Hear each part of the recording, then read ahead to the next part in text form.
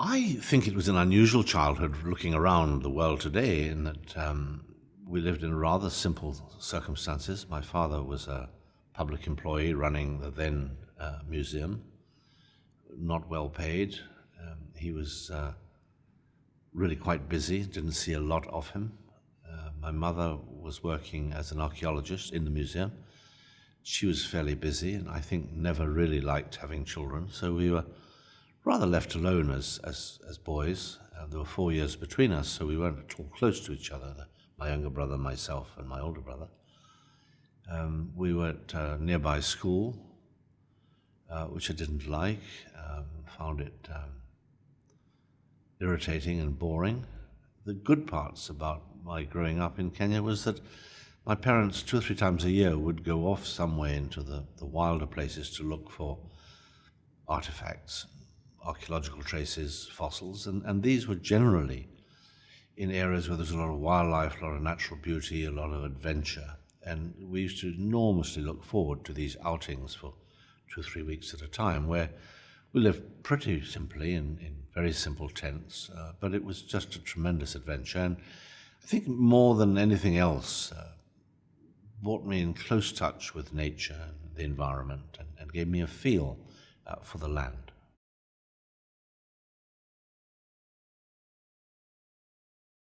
Well, those sort of stories become sort of currency.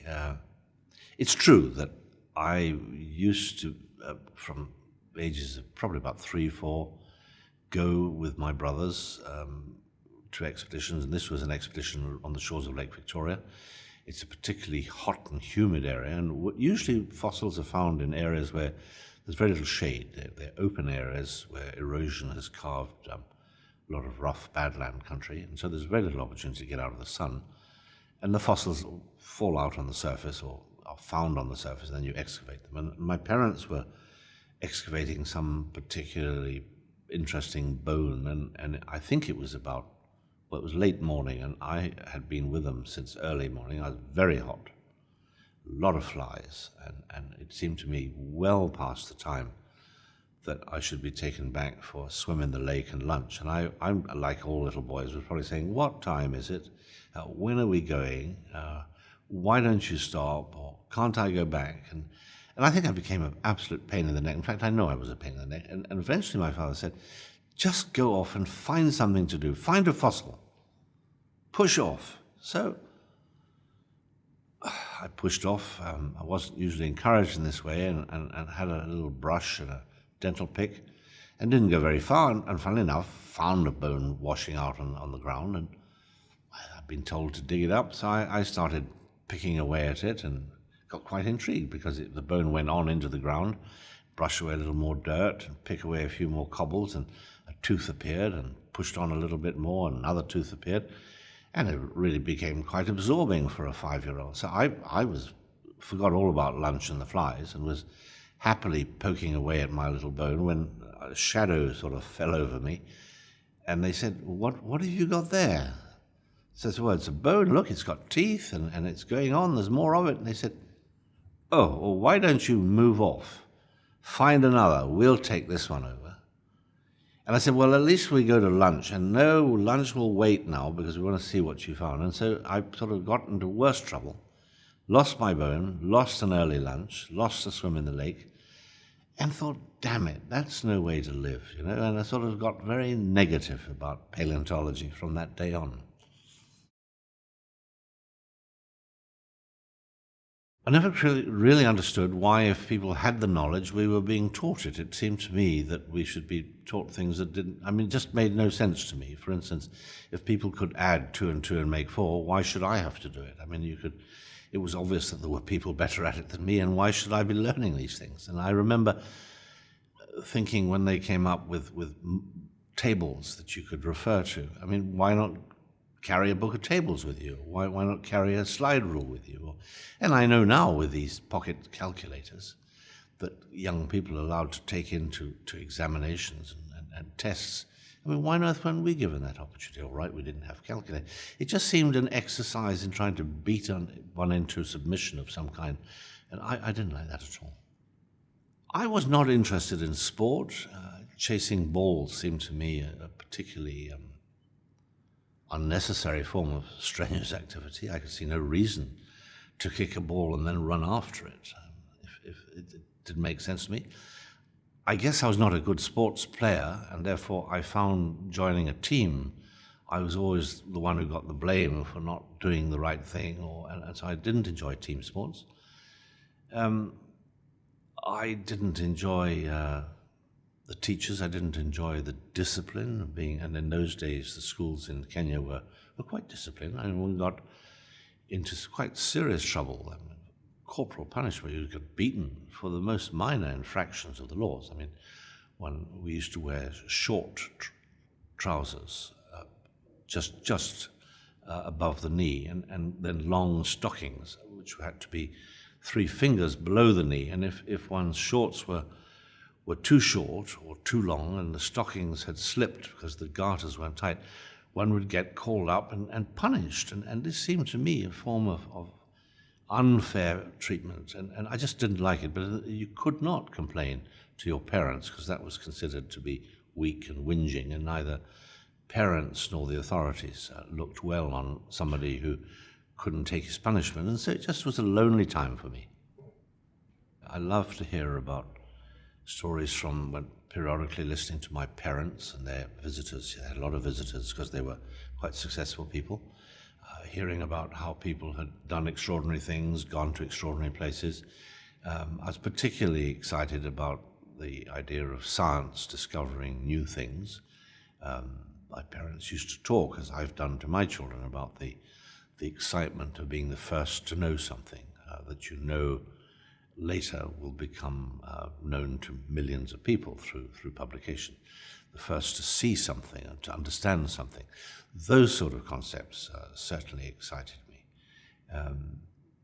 I think watching nature and puzzling about a conflict which still puzzles me today, and that is the idea that we were so different from everything else around us, and that we were created separately. I had relatives who were very much in the church, and an uncle who was an archbishop in the church in East Africa.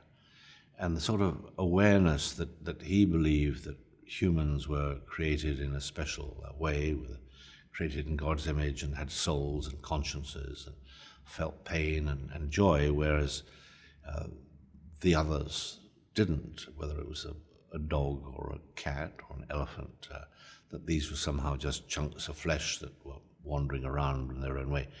I always found that very hard to understand, and I suppose one of the moments I remember most was as a young boy when the present British Queen's father died, and she was to become the Queen of England, and there were church services, and I was at a religious-oriented school, and so there were masses of church services that we boys were forced to attend, and it was a Catholic school, and not being Catholic, not in fact being christened or baptized, I was excluded from Mass and things of that kind. And I remember sitting outside and found a couple of praying mantises who amused me, because praying mantises often sit up with their hands together like this, and I wondered if they too had been caught up in this conundrum.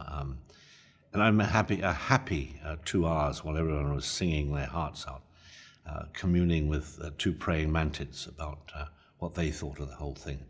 So those sort of things amused me. I didn't ever have religion, but I had an uncle who was very much a senior churchman. I referred to him, the Archbishop of East Africa, and he had the school chaplain as a friend of his, and they tried extremely hard to coerce me into religion, and I became very more anti than I think was necessary.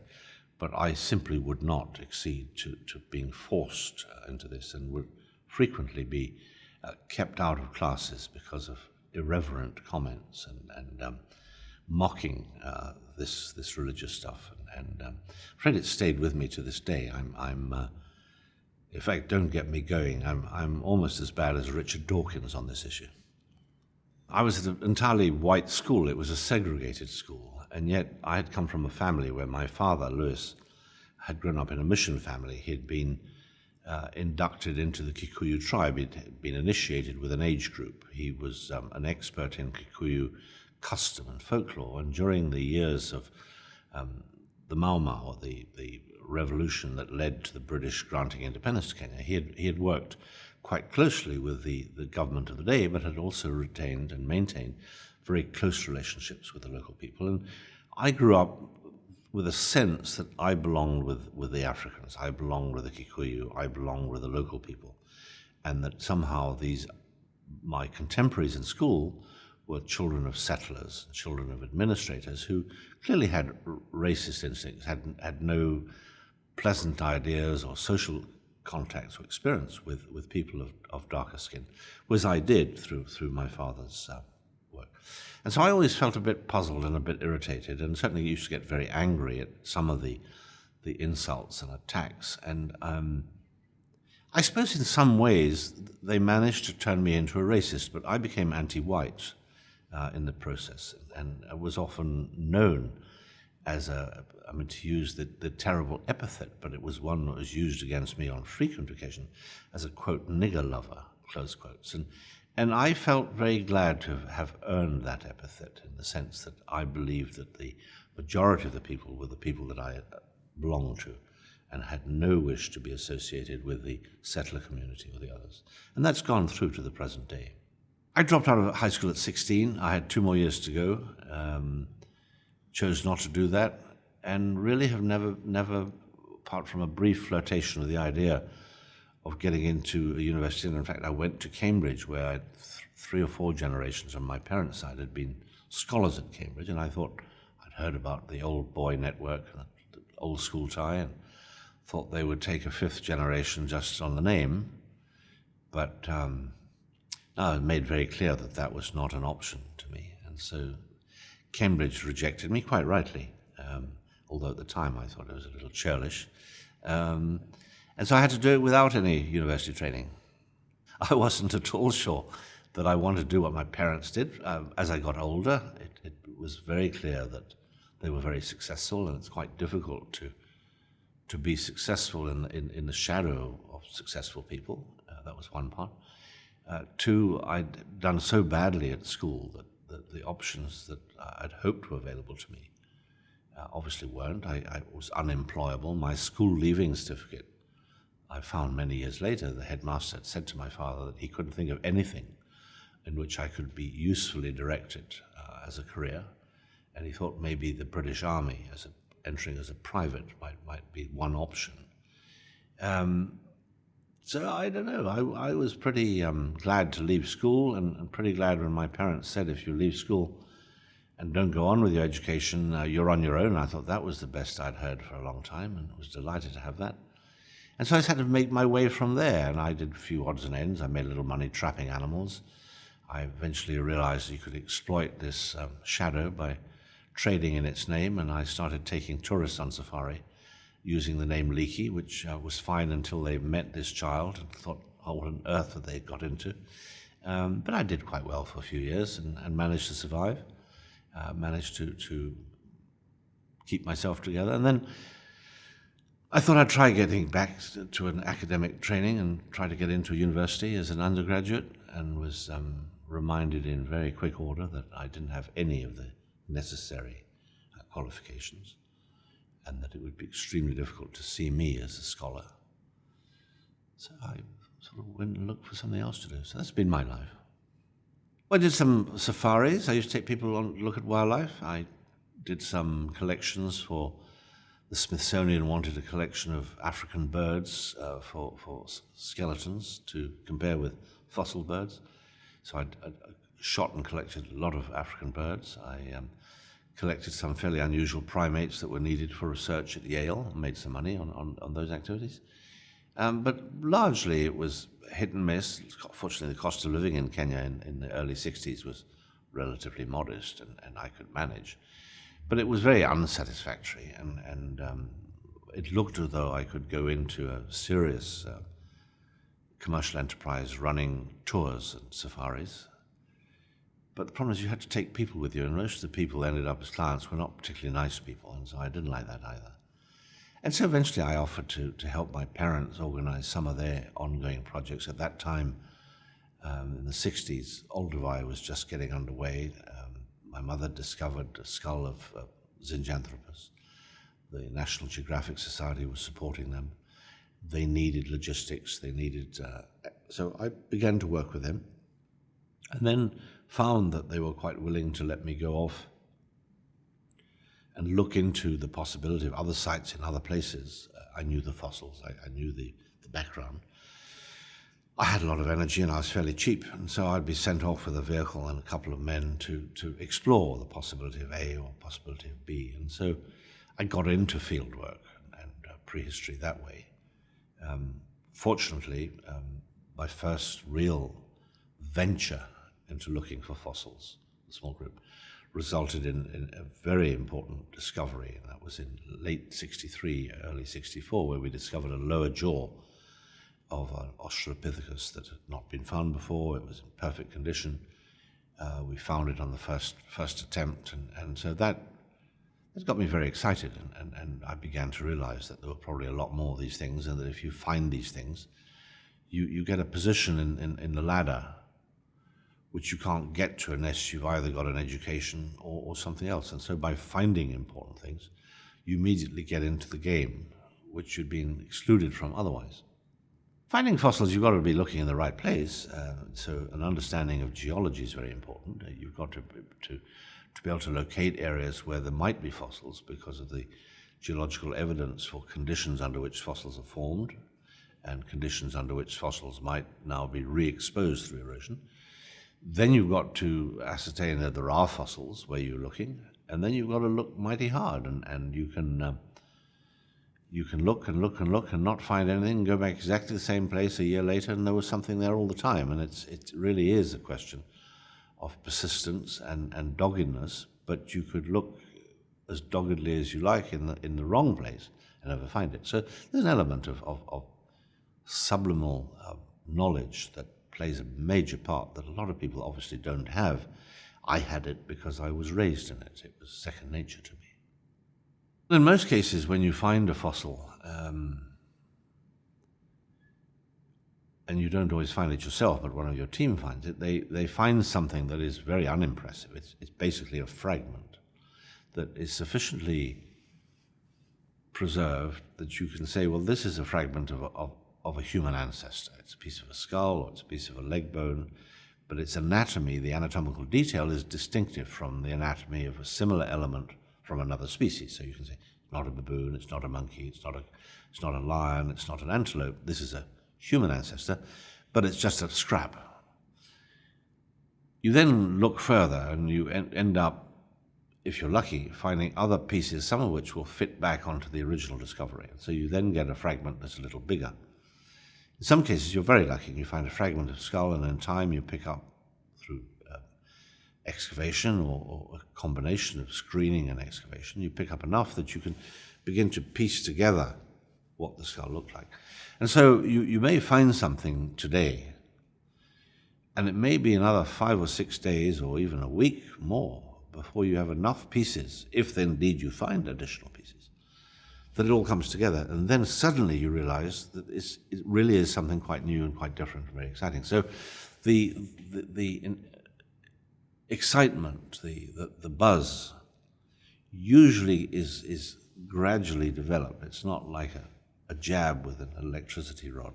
It's a sort of slow build-up to the full consummation. I guess you could say it's like very slow sex building up to the final moment, I guess, as an analogy for most of them. Sometimes, however, it's not like that at all. You walk around a corner and there the whole thing is before you because it was washed out complete, or you find something and with a very short amount of clearing away the topsoil, you see what you have. And so it can be either way, but it's generally a very slow process, and 90% of the time these isolated fragments are just that. The other pieces have long since disappeared through fracture and erosion or were never deposited. And so most pieces that you find don't lead to a lot more, but sometimes they do.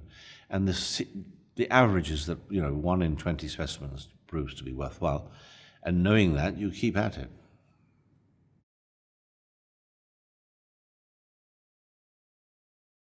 I think I'm, like many people, curious. We are an unusual species. We do the strangest things. We are very complicated. And we're all interested in how we came to be what we are. Vast majority of people are quite happy with an explanation that was offered a couple of thousand years ago, that we were somehow the product of a very wise God who decided that we should be created in his image.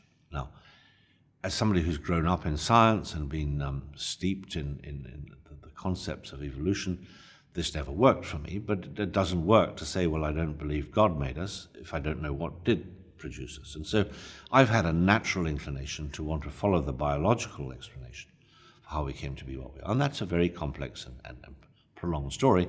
And the exciting thing about it is it can't be done in isolation of the origin of life and the whole story of where did the zebra come from, where did the giraffe come from, where did the fruit fly come from, and where did the tomato come from. These are all equally interesting parts of our story. So if you approach it from a biological point of view, there is a wealth of stuff that you can find out. So that's what drives me. Now, to me, it really is important that science, which is so much a part of our life, be pursued, because I think at the end of the day, as people become better educated, you begin to question. And if you have a deep faith and belief that you were created in God's image by his decision, fair enough. But if you start having that question by virtue of the development of new scientific technology, issues that are not explained in Genesis, and you begin to look at what humans are really, an awful lot of people begin to have some doubts about that. And this is not to say they should have doubts about the purpose of religion, which to me is to control our social ways and to control our ability to live together. And I think that's very important. But if it's based on a faith that is being eroded, you can have a lot of instability. And I think to a certain extent the instability of the last decade has seen the growth of fundamentalism, which worries me for political reasons, worries me for social reasons. And so I think offering a real scientific explanation for who I am, why I am the way I am, and why you are the way you are, where we came from, and from that, the predictability of where we might go. I think this gives our species, which is remarkably unique in its intelligence, capacities, a far better stance on this planet than if we just leave it to some unknown and call in some supernatural to justify or explain things that perhaps could have been mitigated against or anticipated. So I think it's a real legitimate concern that we need to pursue.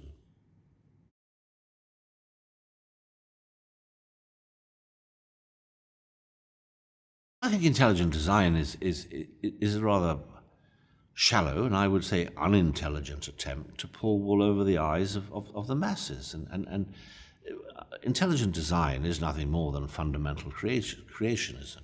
It's just dressed up with labels and dressed up with pseudoscience that makes no sense. And you don't need to make something up when there's a perfectly good scientific explanation for life. And I think intelligent design is totally redundant and unnecessary. And I'm more than happy that people simply prefer to believe in the Holy Book's definition of origin, creation, out of Genesis. If you want to do that, that's your lot. But if you don't want us to work on the other side, I think that's wrong. And we certainly don't want to stop you having total faith in a faith-based system of beliefs. But the faith side shouldn't prevent intelligent, thinking, curious minds pursuing science to provide an explanation based on science. And I think the two should be compatible, but I don't think, as has been suggested, that they're going to come together. I mean, there is no meeting of the minds. If you satisfy yourself on the basis of there being no need for proof, and if you can only satisfy yourself if there is verifiable, repeatable proof, then how do you talk? But you should tolerate, but not expect to agree.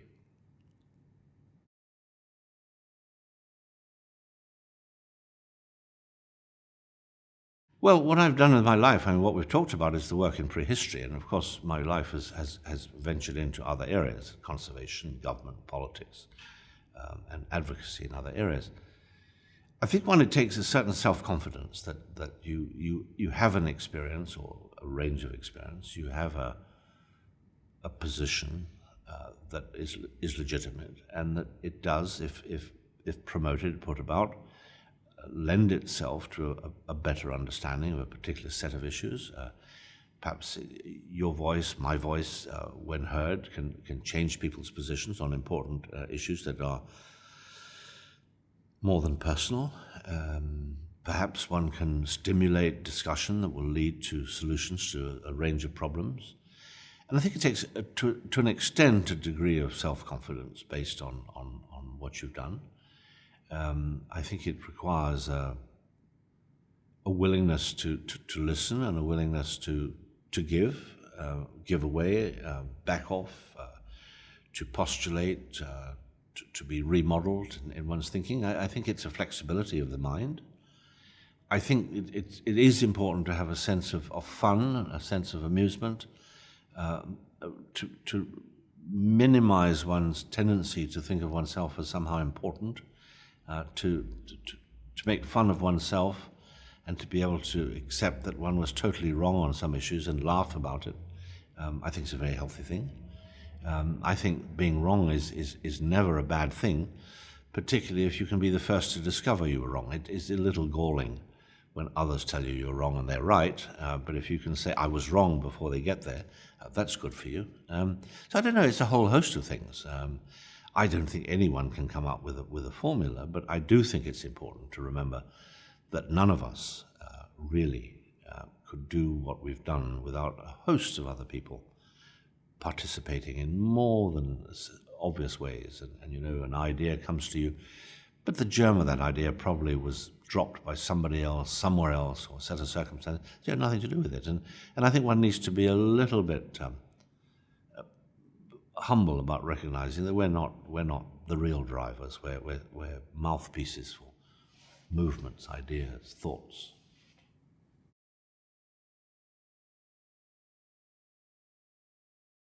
Oh yes, I would hate a day to go by without something that is adventurous in some form or the other. And there's so much you can get out of just standing on a street corner and watching interactions between people and cars and animals and people. I mean, there's just so much amusement every day of your life if you open your eyes and watch and listen.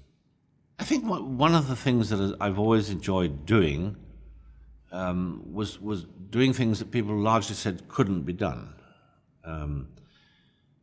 Turning the Kenya Museum into a first-rate world center for the study of human origins, as opposed to a venue where some interesting stuff periodically happened, was a great challenge. Turning it into a big, well-financed scientific institution in a period of 15 years gave me a lot of satisfaction.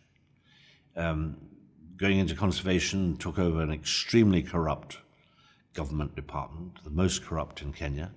Wildlife in Kenya was total disaster. Poaching of elephants, rampant. Wildlife people being killed.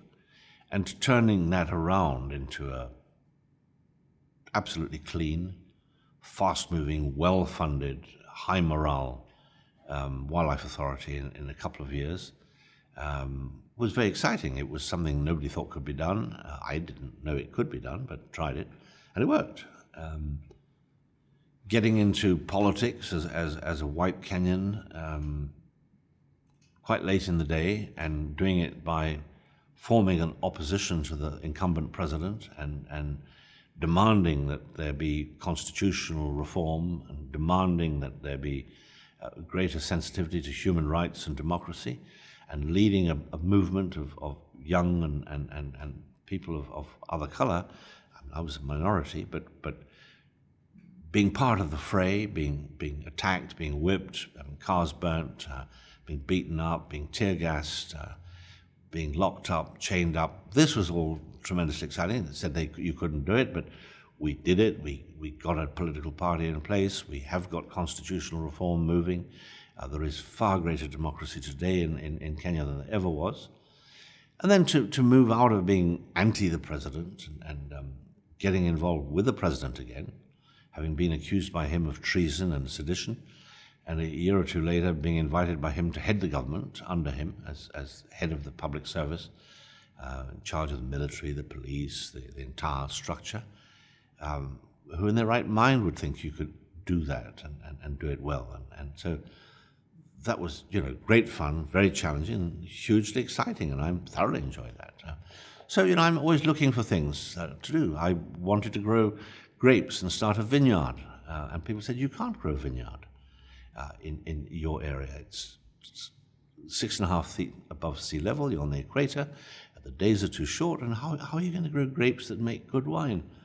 So I said, well, why can't I? And they said, well, it can't be done, and you'll have to think of something else. Well, we're producing very good wine today, Pinot Noir and Chardonnay, very drinkable. The first time it's been grown. In fact, a WAG friend of mine wrote a book and said he's growing the best wine in a region twice the size of France. The fact is nobody else is growing any, it doesn't matter. It's a great sense of achievement, and we serve the wine now to all our friends, and they prefer it to a lot of the wine that's available commercially in Kenya. Well, this is the challenge. If you want something done by me, suggest it can't be done, and then I will engage. I enjoy that very much.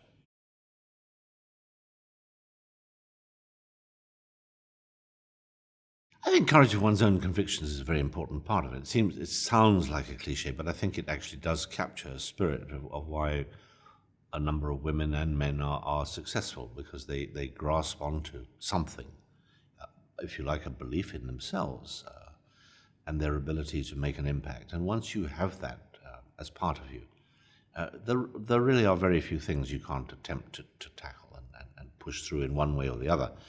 And I think for me, and I'm sure many others who've reached a position where other people at least think they're successful, you do so knowing full well that you can be successful by failing thoroughly. At least you can prove that something wasn't possible. And you don't have to always, it doesn't always have to end well, provided what you did was done with sincerity and thorough effort. And I guess that is in part the essence of science. You have an idea, you set it up, you set out to prove it, and if you work hard enough at it, you either do prove it or you prove it utterly is wrong. And that's perhaps not quite as satisfying, but it's also satisfying to get to the truth.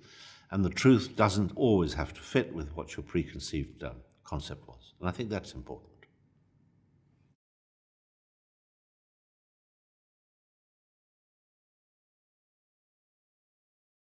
Well, first of all, I think it tells you that medical predictions should be taken with a grain of salt, and doctors have a tendency to be somewhat pessimistic.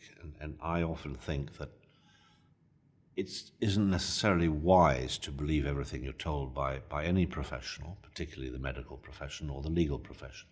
I think one wants to go into this with a slightly more open mind and a sense that they may be wrong. And I think that's healthy.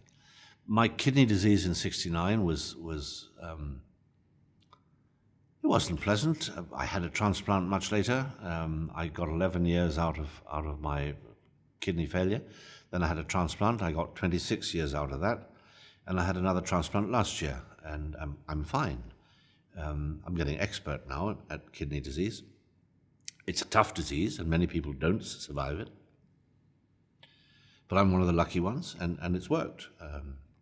Even the latest transplant, which my wife very kindly gave me a kidney, she's not a blood relative, but the drugs today are very good, and if you've got a good attitude, I think you're fine.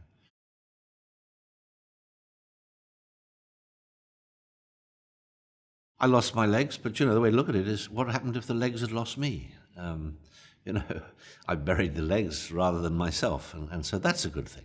And walking on artificial legs isn't the best way to get around, but there are advantages. People go out of the way to help you. You get wheelchairs through long queues and lines at customs and immigration. If the seat's too small in an airline, you can take your legs off and fit in very comfortably. So there are a number of positives about this, and I wouldn't by any means think it was all negative. It taught me a great deal about bipedalism, which is the fundamental of humanity. I would always lectured about the important steps in becoming human, one which was bipedalism. Happened 6-7 million years ago, probably. Never really thought about the implications of being bipedal. And to me, bipedalism is the key to the extraordinary levels of compassion that we seem to be programmed to. And people don't necessarily come to that conclusion. But when you have no legs, you are totally dependent. If you have no legs, you can get quite quickly to a stage where you have one leg, as they fit one prosthesis before the other. And being one-legged is no better than being no-legged. And again, you are totally dependent on help. Becoming bipedal again, you become independent again to a very large extent. Now, what struck me is if we developed bipedalism 6 or 7 million years ago on the African savannas, rough, thorny country, there can't have been a single individual who would have lived 20, 30 years who didn't at some stage have his or her leg, or legs, one or two, incapacitated.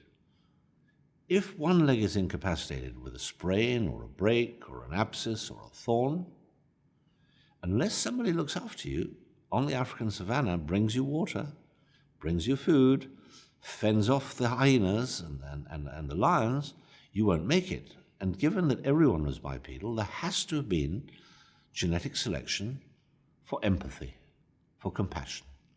And I believe that is the single strongest characteristic of being human today, and that is our propensity and natural ability to feel empathetic and compassionate and sympathetic. And that is the one character that, to me, really sets us apart from other forms of life. And that is the one character we really need to rely on to get us through the difficult years and to think globally as opposed to thinking nationally or racially or on the various mini forms of bonding that we approach. So losing my legs taught me that too in a very real sense, and it's become a major part of my public message. Let's go back to fundamentals. We are compassionate. With compassion, we can solve a lot of the problems that threaten us today.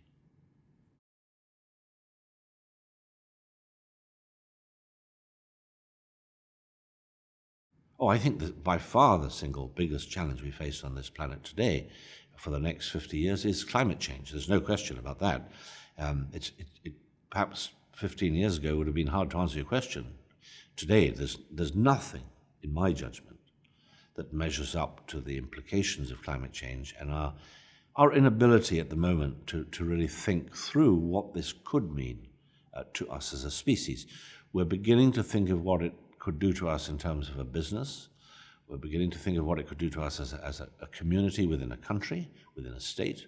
But we are not thinking in terms of a species.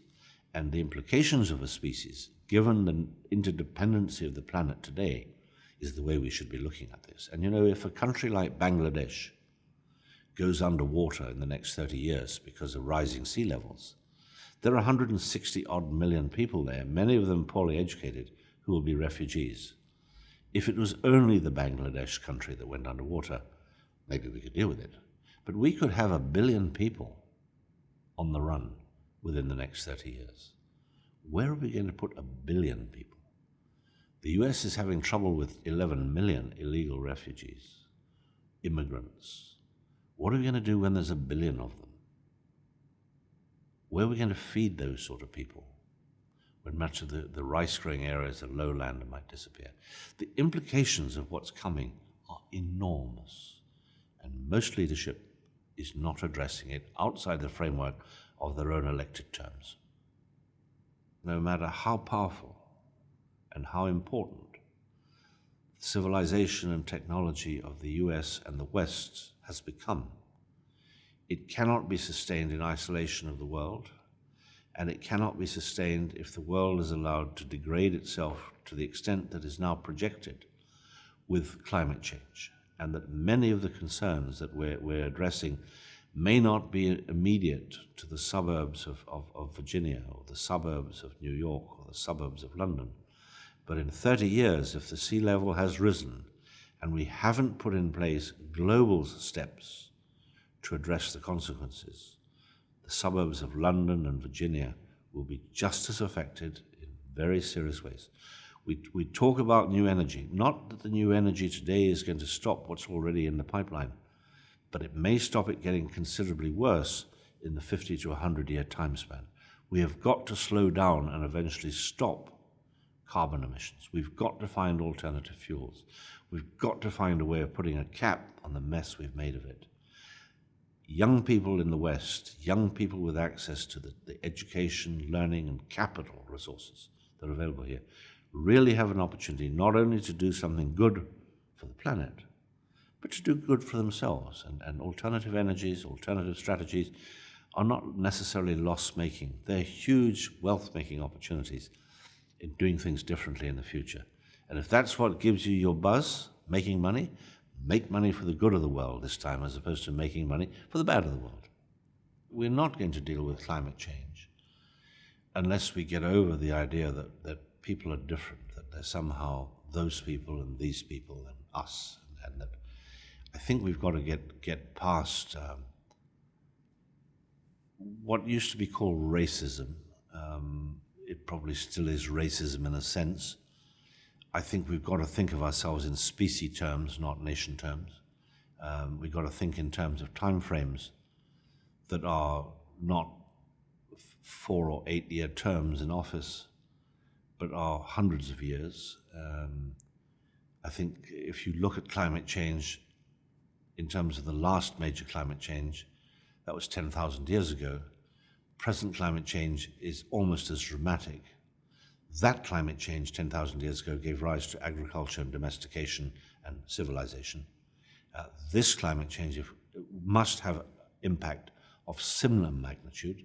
What it'll be, I don't know. It could be large mass die-offs. It could be a totally new way of looking at the world, and looking at the world on the basis of a single species with a time frame that it goes beyond what has traditionally been our projected time frame.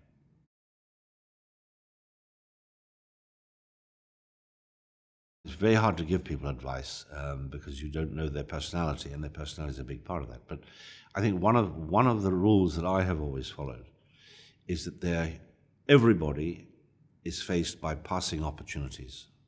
Many people watch the opportunity come and watch it go. I say if an opportunity comes and you've got the self-confidence, grab it, ride it for a bit.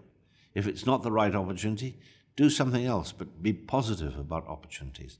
Opportunities are there for the taking. Most people in this life don't take it. If you want to make a difference, you can make a difference, whatever you do. But you've got to grab the opportunities and then work within that opportunity to achieve things.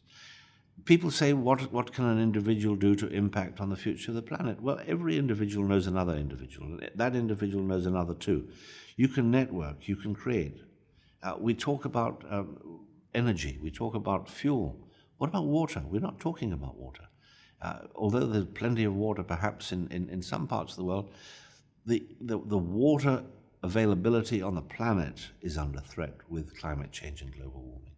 We really need to start thinking about our own personal habits with regards to water. I say to people, it makes a difference whether you shower once a day or twice a day, and whether you soap yourself with a shower running or you soap yourself with a shower off. It's much more efficient to switch the shower off when you put the soap on and then rinse it off by turning the shower on again. Most people don't do that. 2/3 of the water we run through the faucet is wasted. Why are we doing that? Does it improve the standard of your life? Does it make you a more civilized person to send back to the kitchen 2/3 of what's on your plate at the end of every meal? Why not eat everything that's there? They say, well, there's too much. Well, why did you take too much? Why don't you ask for a small portion? And if you're still hungry, ask for a little bit more. Instead of piling your plate up, cafeteria and restaurants, or at home, and sending it all back to be trashed. Every piece of food we eat costs energy. Why are we wasting it? These are the questions I think, as an individual, we can all address.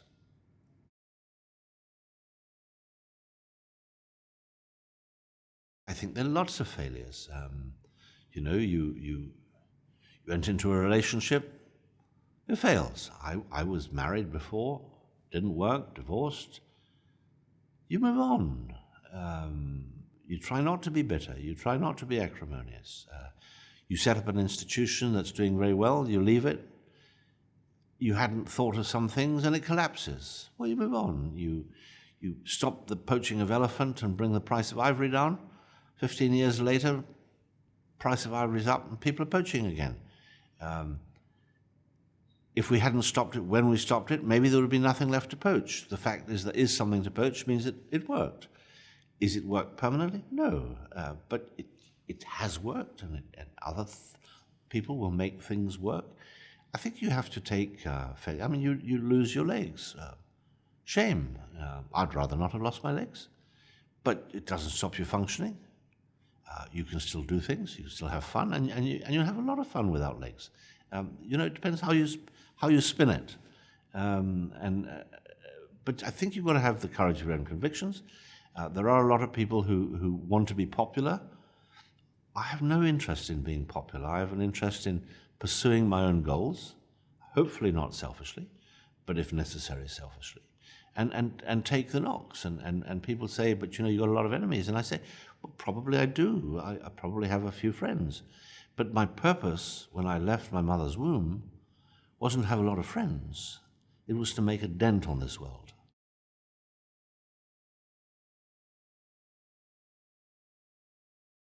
I'm not sure one can guarantee one will have a legacy, in the sense that this time the world is moving on so fast that apart from archives that people probably don't go to.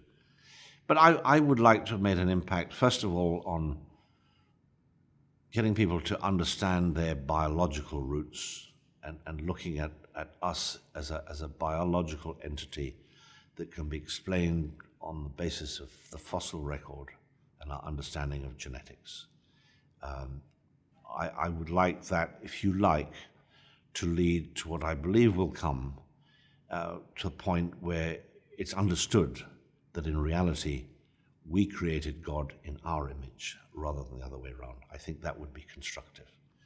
In the process of doing that, I hope we can impact on ensuring that this species, our species, and many others, don't go to extinction simply through arrogance and negligence. At the moment, there is a possibility that could happen in a relatively near-term future.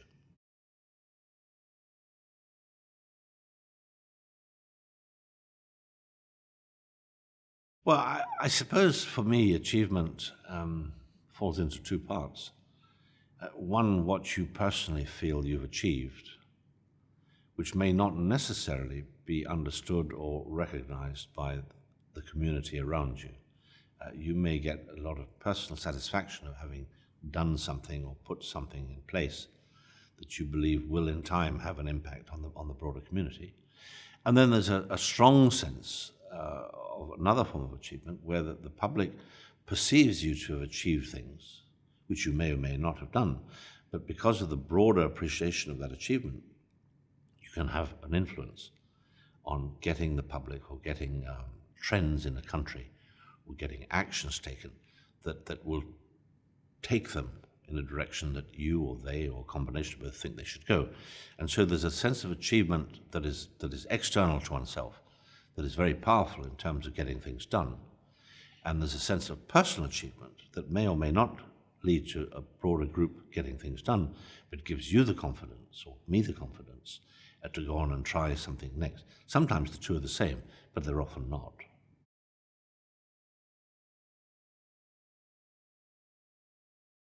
Well, I have two major concerns at the moment. One is the survival of the great apes, and I think there the great apes of the Far East, the orangutan, living in forests that are being increasingly cut down for timber, but also for palm oil plantations. These are relatives that have lived for millions of years, very close to us biologically, genetically, tell us a great deal about where we came from. And the habitat is just being cut down around them, and animals are being killed and infants sent to zoos and pets.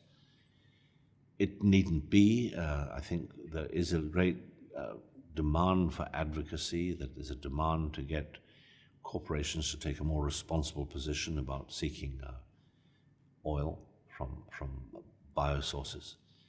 I think, unfortunately, biofuels are leading to an increased demand for biological fuels, which will impact on the great apes. The chimpanzees and the gorillas and the bonobos in Africa are similarly facing habitat loss through timber and plantation forest monocultures. And I think that, there needs to be a voice, and in a sense this comes back to I'm perceived to have achieved so much that people will listen to me talking about the future of the great apes, even though I'm not an expert in the future of the great apes. I have a voice that can be used for a good cause, and that's the influence level coming from perceptions of achievement that may or may not be valid, but can be turned to good order. So certainly the great ape cause, under an organization called GRASS, the Great Ape Survival Project under the United Nations, is something I give a lot of time to.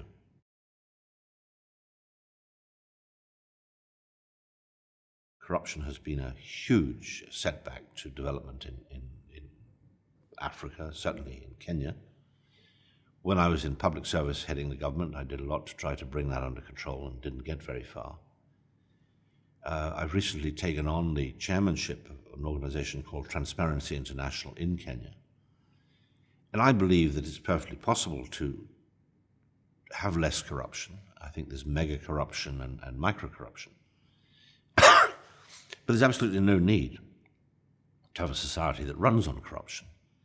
Corruption you'll never eliminate, but it shouldn't be necessary to pay extra to get a birth certificate or pay extra to get your child moved from one school to the other on merit. It shouldn't be necessary to have to pay something to get your business license renewed. And it certainly shouldn't be necessary for governments to spend money on civil works projects in which they normally set aside 20% for kickbacks to the ministers and the officials running this. This has to be fought, and this has to be fought by bringing attention to the crisis and bringing education to the young people, and say it's not necessary to do it this way. And so fighting corruption has been a major preoccupation of mine, and one in which I'm still very much engaged, along with the work on the Great Ape story. So these are two public causes that concern me a lot at the moment in Kenya. And again, my ability to speak on corruption is because first of all, I'm not corrupt, never have been, but more importantly, I'm perceived to have never been corrupt. And there is a distinction, but in this case they're the same. And I'm expected to be brave enough to speak the truth, and I'm known not to be willing to be persuaded not to say something if it needs saying.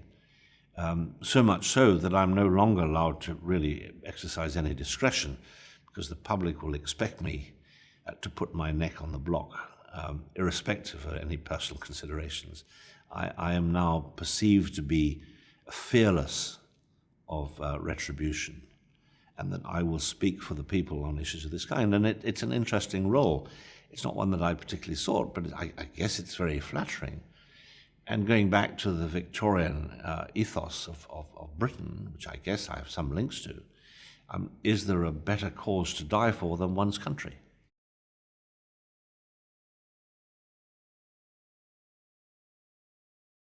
I think the future of Africa is in the short term confused. I think in the short term turbulent, short term a lot of unnecessary suffering and death and turmoil. In the medium term, I think clearly moving out of that in pockets, and in the long term, it will come together. The populace of Africa, the human resources of Africa, the natural resources, although they've been plundered, are still plentiful. And I think Africa will come together, but I think it'll come together in the longer rather than the shorter time frame. Maybe the next 30 to 50 years, you'll begin to see real change. The reason I say that is that we've got an awful lot of Africans now who are getting their education and their training in a way that wasn't possible before. And an awful lot of Africans are now training abroad. They're coming home to Africa with skills, not just reading and writing. And I think traditional education for Africans in Africa has been a little shallow. It's been learning by rote. It's not been immersing yourself in an experience and having a self-development capacity in education, which comes with better funded, broader schools.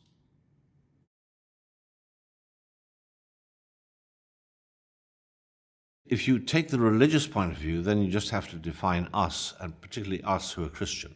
That's the usual definition for human. You have to have a soul. The soul has to have been saved. It has to have a pathway to a better afterlife.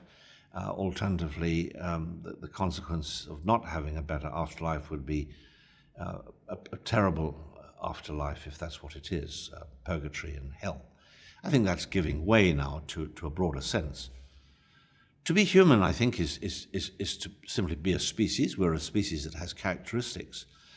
But we have to add a dimension which Darwin first tried to introduce, which Linnaeus in the 1700s tried to introduce, and that any species you see today has a history. And if you take the history back over enough time, what you see today will be different from what you see before today. And the further back you go, the less likelihood is that you can recognize. So when you look at us, we have ancestors that go back 200,000 years that were like us anatomically, probably like us in terms of being able to adopt and adapt through educational processes. And a 200,000-year-old ancestor probably could have been educated to participate in the seminars at the Academy of Science if this had been developed over a long enough period. But if you take their ancestors, who were also our ancestors, but you go back to 500,000, 1 million years ago, they're human in lots of ways, but are they quite human? Are they quite like us? And if you go all the way back, are they more like us or more like other apes? And of course this poses the question, is a human a human? And the better definition is that we are the fifth ape. There are gorillas, there are bonobos, there are orangutans. Gorillas are broken into 2 lowland mountains, that's 4. But there's us 5. And the great worry that the fundamentalist right contains is, how did we separate from the apes? I mean, what if you're saying this, I mean, what the conclusion is that we are an ape. And of course we're an ape. And we're an ape that drew the definition. And so we were an interested party with a conflict of interest. If the definition of life on Earth had been done by a separate entity off the planet, they would have said there are 5 apes. And one has been remarkable in its technological development and its ability to come up with myths and mumbo-jumbo to explain so many things that clearly are not right. The others get on with life in the forest and do what they were supposed to be doing. But we are just another ape. And so what is a human? Well, it's an ape. It's an ape that's got technology, it's got a large brain, complex language, it's got a curious way to move around, two-leggedness, which leads to compassion, empathy, and technology and a brain that don't always work in concert and could lead to the extinction of lots of other creatures, and it has done. But it may well lead to our own, and that's the sort of stupid ape we are in reality.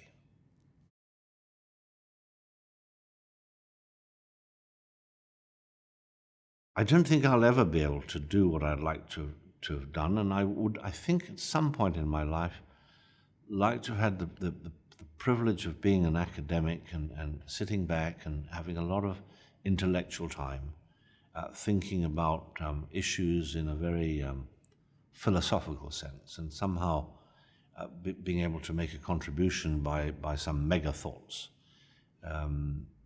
That would have been intriguing. What else would I like to have done? Oh, there are a lot of other things that I'd like to have done, but none of that important. I'd love to travel. I'd love to go to places I've never been to, but I probably don't need to do that. You can see them in other medium now. No, I'm a very satisfied person. I have no regrets, either for the past, and no regrets for what the future won't contain. So I'm happy.